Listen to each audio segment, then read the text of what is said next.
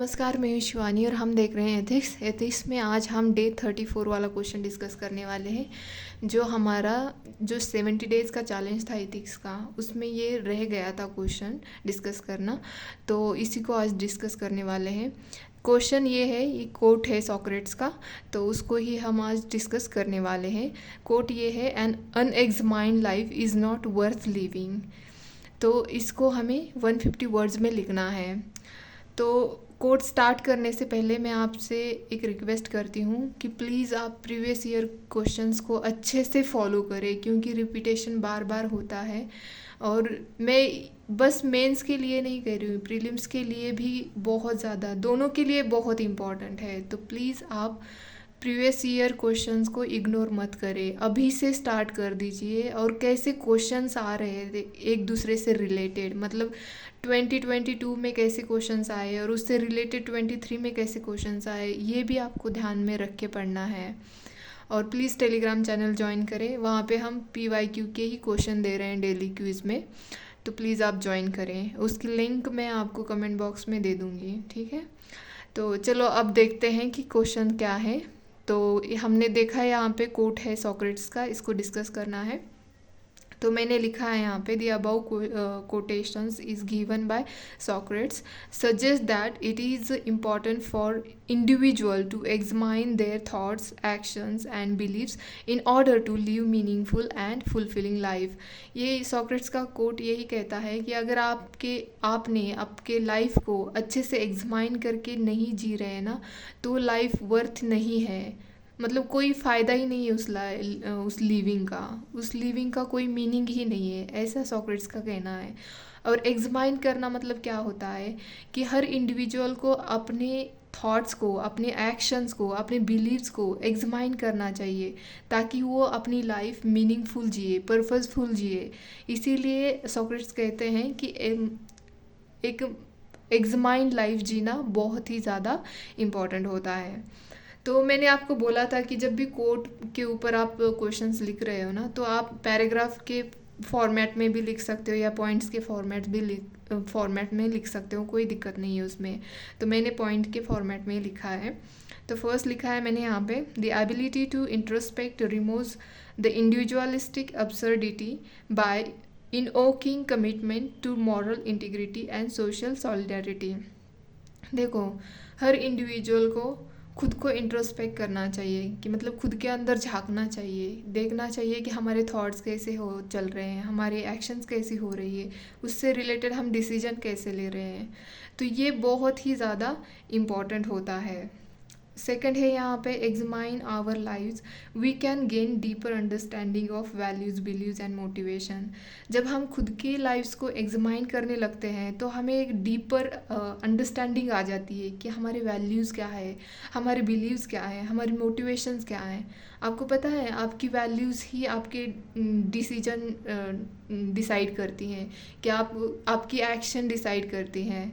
तो आपको मोटिवेशन भी उसी चीज़ से मिलता है। अगर आपकी एक्शन ही रॉन्ग जा रही है तो आपको कैसे मोटिवेशन मिलेगी।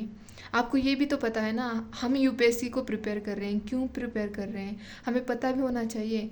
जब तक यूपीएससी की डेप्थ हमको नहीं पता चलती है, तब तक हमें नहीं पता होता है कि कैसे प्रिपेयर करना चाहिए, क्या यूपीएससी डिमांड करती है हमसे। तो ये सब जब हम एग्जामाइन करेंगे तभी तो पता चलेगा, तभी तो हमें आइडिया आएगी। तो फिर नेक्स्ट है यहाँ पे, quote also suggest that living an examine life is a fundamental need of human beings. जो ये कोट मतलब सॉक्रेट्स का कहना है कि अगर आप आपके लाइफ को एग्जामाइन कर रहे हो या नहीं भी कर रहे हो तो करना चाहिए, क्योंकि ये फंडामेंटल नीड है हर ह्यूमन बींग्स के लिए, कि वो अपनी लाइफ को एग्जामाइन करे, अपने थॉट्स को देखे, आपके एक्शंस को देखना चाहिए।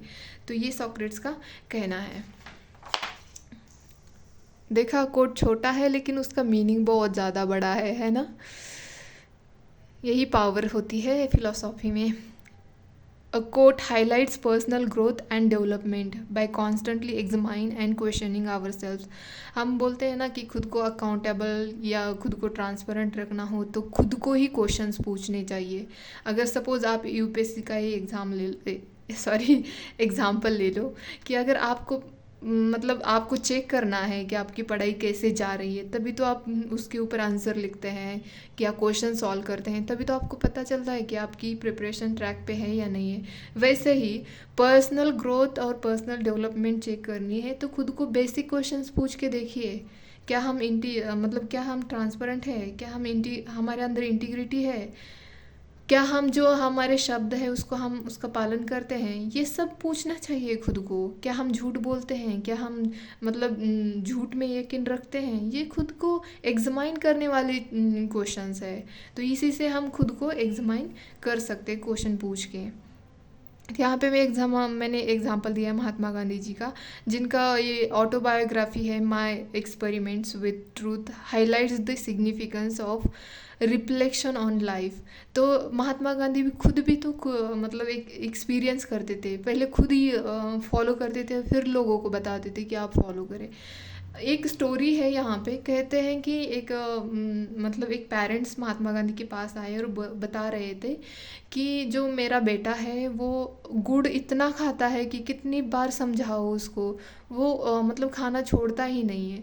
तो वो कहते हैं कि महात्मा गांधी ने पहले अपने ऊपर प्रयोग किया और फिर बताया कि वो क्यों नहीं छोड़ता है। तो ऐसा एक स्टोरी है, रियल पता नहीं है मुझे और सॉरी मैंने ये बुक्स भी नहीं पढ़ी है इनकी, मैं पढ़ना चाहती थी बट नहीं पढ़ पाई, बट मैं पढ़ूंगी ज़रूर।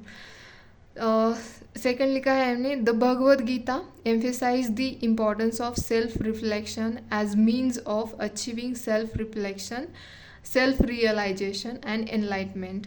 भगवद गीता भी इसी चीज़ के ऊपर एम्फेसाइज करती है कि आपको सेल्फ रियलाइजेशन होना चाहिए। कहते हैं ना कि अहम का मीनिंग क्या है, मतलब मैं हूँ, तो मैं कौन हूँ ये आपको पता होना चाहिए, ये भगवद गीता में बोला गया है। तो आपको सेल्फ रियलाइजेशन होना चाहिए, आप तभी तो आपको मतलब एनलाइटमेंट मतलब किस चीज़ को कहते हैं, जब खुद को आपको पता है कि आप कौन हो, आपके लाइफ का पर्पस क्या है, आपके लाइफ का मीनिंग क्या है, ये आपको पता है, तो मतलब आपको कहा जाता है कि एनलाइटमेंट हो गया है। तो लास्ट में मैंने यहाँ पे कंक्लूड किया है, The quotation by Socrates emphasized the importance of examining one's life in order to lead a meaningful and purposeful existence। तो ये मैंने यहाँ पे डिस्कस कर दिया। होप कि आपको पसंद आए और अच्छा भी लगे। अगर अच्छा लगता है तो प्लीज़ लाइक शेयर सब्सक्राइब करें, और कोई भी मेरे से मिस्टेक होती है तो प्लीज़ उसके लिए मुझे माफ़ कर दें। धन्यवाद।